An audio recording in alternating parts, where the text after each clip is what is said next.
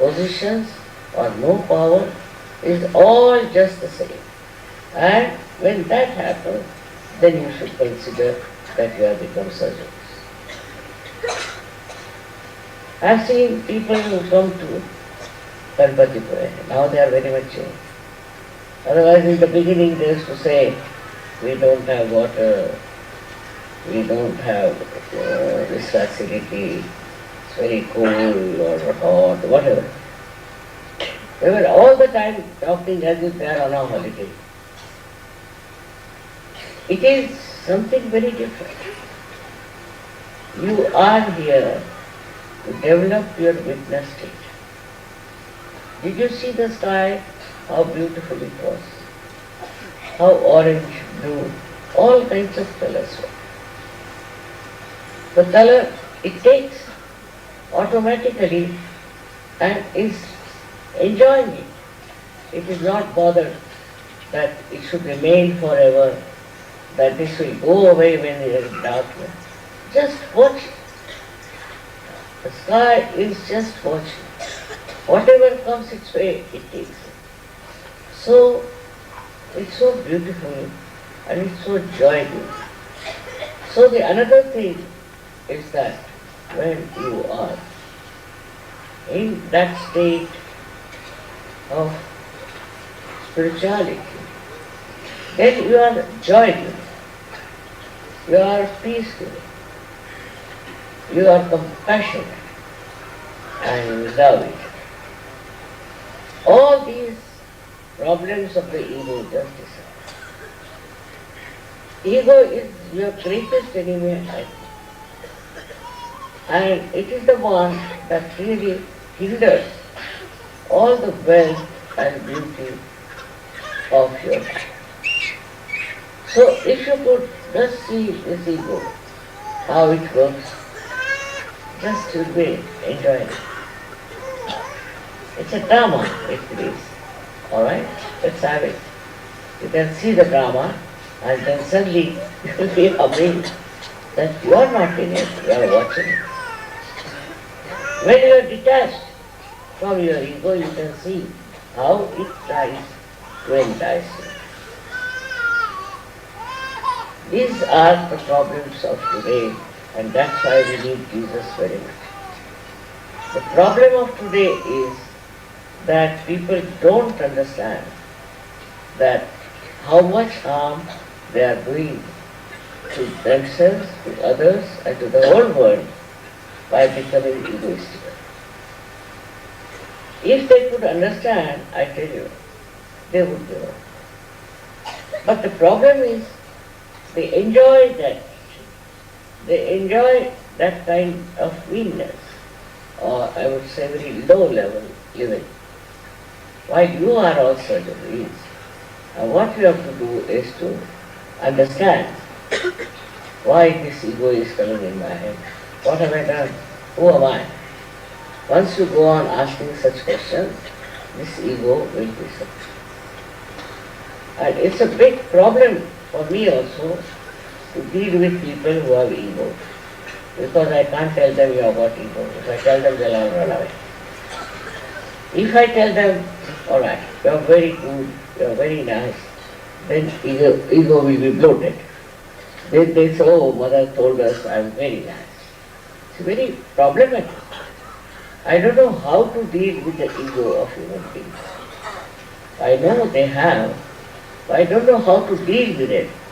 I think it's only you can deal with it if you will understand what's wrong. That's a very good way of solving your problem and my problem. My vision is too great, I think, for one life. I want a global realization. I want people all over the world to have realization. It's very remarkable how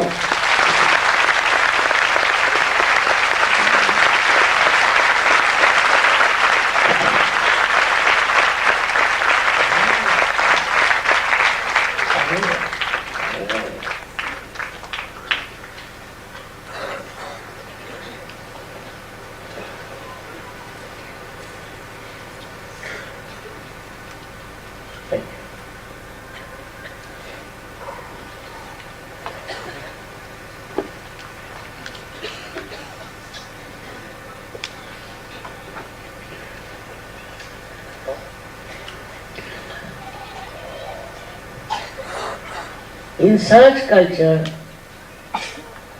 we have a proper training for getting rid of it. You can yourself introspect yourself. You can yourself see why you behave like this. The introspection that surgeons can do cannot be done by other people because they can enter into themselves, they can see for themselves, they can watch others, and with that they can just try to see what is this Mr. Ego doing within your head. Of course, we know that the mantra of Christ is the best for removing all egoistical problems. And that helps a lot. But also, when you are doing this mantra, you should be yourself in a very humble state. What am I, after all? Who am I? Look at so many stars, look at so many beautiful things. Who am I? What have I done? Why should I be so egoistical? Why should I think I am something great? And also other people pamper you because they want to take advantage of you. So they'll pamper you, they'll say, this is very great, you are very great. And you just get enamored, get lost. You are like thrown into the torrential rain and you flood out into big, I think like a big stream of egoistical people. And if you see around today, in these modern times, everybody is conscious of them, very conscious. And the way they are coming up in the newspapers, or the way they are in some magazines, I'm quite amazed. I would feel shy to be there, because it's so much of expression of your ego, nothing else. All kinds of things they start. They have competition of ego, lots of competition.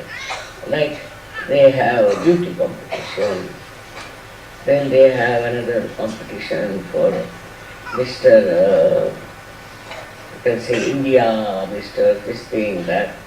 All these things actually give the person ego, and others also run after such competition. They think, why am I not? I should be like that. So it's very deadening and absolutely blinds your mind that you think this is the way one has to be very successful. This success lasts for how long? It perishes in no time. But success in Sahaja Yoga is what will last forever, and everybody will remember it. The one who has this kind of a humble nature will be remembered for generations. I have never seen a statue of a person who has been egoistical. On the contrary, if there was some, they used to criticize, he was a very egoistical man. And nowadays it's impossible. Anybody who has ego, I don't think anybody is going to sing any songs about such a person or going to raise any statues in there. So, in the heart of hearts, we like humble people. And if we want others to like us, we should be also very humble. Not artificially, but really, by understanding that what are we, why should we be proud, why should we try to overpower others and trouble others. If you understand that, you have done full justification to the incarnation of Jesus Christ the Great.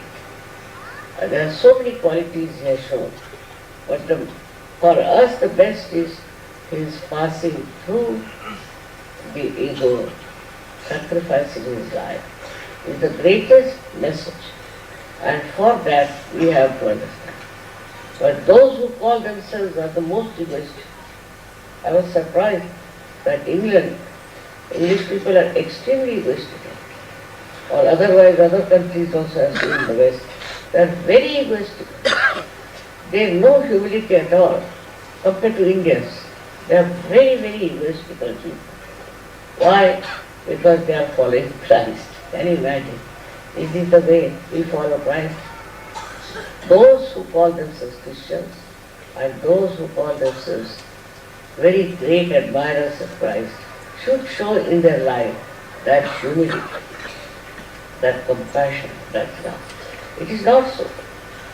So especially for people who are from Western countries, we must try to learn Sahaj culture. In a Sahaj culture, how do we talk, how do we live, how do we contact, is something very different. And then once you start Sahaj culture in your life, you'll be amazed. Others will be amazed how you are having rapport with each other, how you are looking after everything so well. This is the best way to live in this world as Sajogis, where there is no ego, there is no condition, nothing. You are just absolutely free from all these horrible attributes. And then you will be amazed how people will trust you, how they will love you.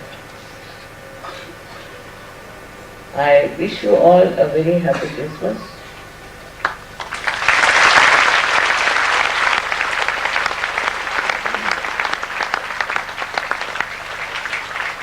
And also remember the message of Christ and his life. May God bless you.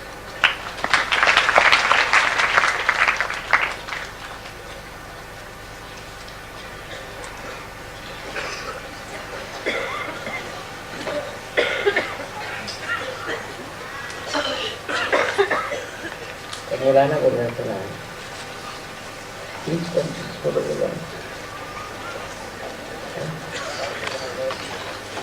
रास्ते दा।